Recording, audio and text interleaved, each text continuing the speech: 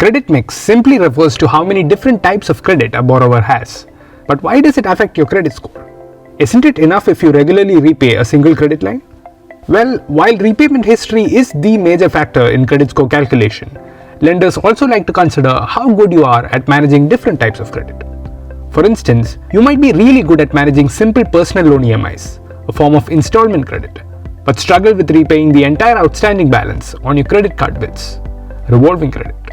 Similarly, you may have taken secured loans, like a car or home loan, but shied away from getting an unsecured personal loan. Regular EMIs on an unsecured loan and properly planned credit card payments, or credit card payments mixed with EMIs on car and home loans, can instill a sense of confidence in banks with regard to your ability to manage money. So for a proper boost to your credit score, it is best to have as many of these as possible, but of course, only as much as you can repay responsibly. Need to check your credit score for the first time?